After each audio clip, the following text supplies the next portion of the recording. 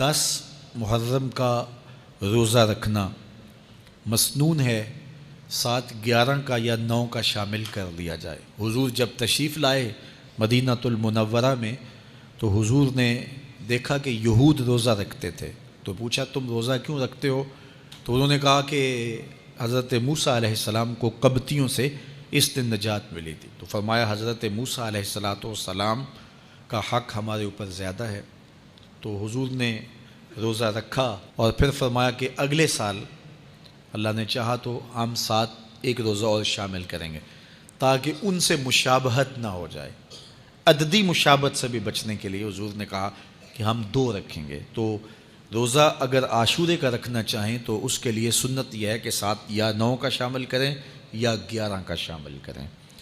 تو جو افضل ترین روزے ہیں ان میں سے عاشورے کے روزوں کا بھی شمار ہوتا ہے۔ تو اگر ممکن ہو تو جن کو اللہ نے صحت عطا کی ہے، تو آج کل اتنی شدت کی گرمی بھی باقی نہیں رہی، تو وہ یہ روزے رکھیں، ذکر و فکر کے اندر ان ایام کو گزاریں، اپنے والدین کی قبروں پر، اعزاء و اقرباء کی قبروں پر ہر جمعے کو جانا چاہیے۔ اس کے علاوہ بھی جب موقع ملے، یہ رواج جو پیدا ہو گیا ہے کہ 9 محرم کو یا 10 محرم کو مٹی ڈالنے کے لیے وہاں قبرستان میں جایا جاتا ہے، یہ 8 10 15 سال سے شروع ہوا ہے، جبکہ اس کی کوئی اصل نہیں ہے۔ تو اگر آپ روٹین سے جاتے ہیں تو آپ کو ہر جمعے کو جانا چاہیے والدین کی قبروں پر، اور وہاں جا کے ہر جمعے کو سورہ یاسین کی تلاوت کرنی چاہیے۔ تو سال کے بعد صرف 10 محرم کو یا 9 محرم کو جانا، یہ بہرحال اس دور کی ایجاد ہے، یہ کوئی مسنون نہیں ہے اور یہ کوئی سنت نہیں ہے۔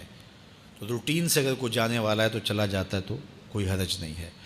تو باقی یہ بڑے اشرف ایام ہیں، بابرکت ایام ہیں، اور ان کو بہت ساری نسبتیں حاصل ہیں۔ حضرت امام حسین رضی اللہ تعالی عنہ کی شہادت کے ساتھ یوم عاشور کو نسبت حاصل ہے، اور اس کے علاوہ بھی بہت سارے عالی مرتبت جو ہے وہ ہستیوں کے وصال کا دن بھی ہے، اور بہت سارے واقعات اس دن جو ہے وہ روح پذیر ہوئے ہیں۔ تو یہ اس لحاظ سے بہت ہی بابرکت اور جو ہے وہ مبارک یوم ہے۔ تو اس دن کو ذکر و فکر میں، عبادات میں بسر کیجئے گا، اور اپنی زندگی کی ایک ایک ساعت کو اللہ اور اس کے رسول کے نام پر لگا دینے کے جذبوں سے سرشار ہو کے زندگی گزاریے گا۔ حضرت امام پاک انہوں نے اپنی زندگی دین کے لیے قربان کر دی۔